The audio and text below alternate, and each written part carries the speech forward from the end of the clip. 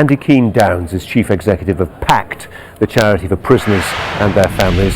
Helps run visitor centres for prisoners. He joins us from central London, as you see. Andy, welcome to you. Tell us a bit about your charity. What do you do?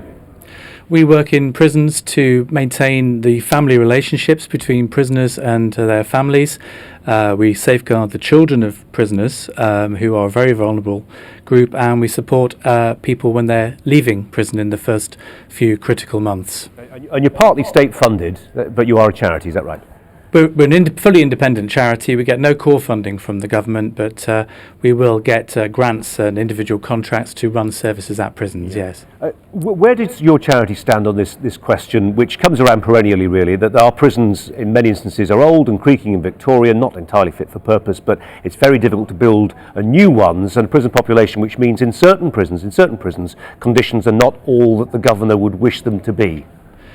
Well, we have to do something about reducing this inexorable rise in the prison population. Why? We've been here before. Why do we have to do that? Well, the first thing is that it's very expensive to keep people in prison, and it's often counterproductive. If we genuinely want to rehabilitate people who've committed crime, people who've got drug addictions, for example, then keeping them for short sentences time after time in prison is not the way to do it. But the problem is, I mean, you use the word rehabilitation and people will understand that, but the problem is, as you well know, a lot of victims aren't principally interested in rehabilitation. They don't really care what becomes of that person who's just burgled their home, stolen their car or mugged them. They want them to be punished by the state.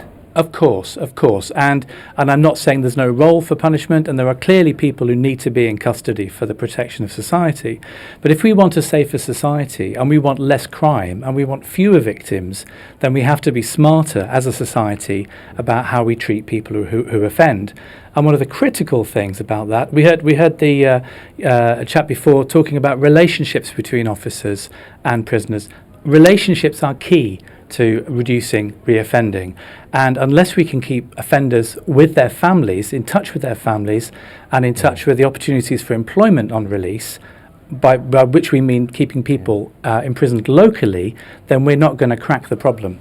It's interesting, Eddie, you make the point about families and keeping prisoners in touch with their families, because there is a counter-argument, isn't there, which says actually, again, to come back to that vexed question of punishment, if you really want to punish cons on the inside, what they really miss more than anything else is their family, and you're actually making it easier for them to stay in touch with them.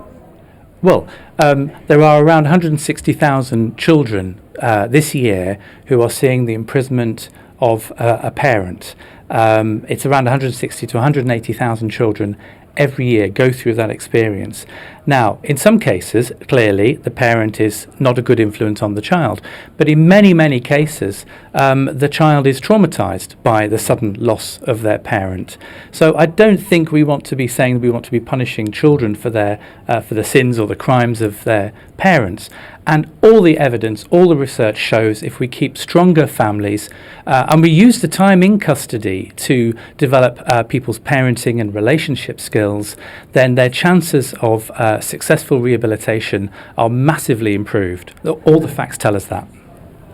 Andy Keane-Downs, who's the Chief Executive of Pact, that's the charity for prisoners and their families. Andy, thanks very much. Thank you. You're watching Sky News. Coming up, we will be in Westminster. David Cameron is making a speech about moral capitalism. It sounds like a paradox to some. What's he proposing? We'll be listening.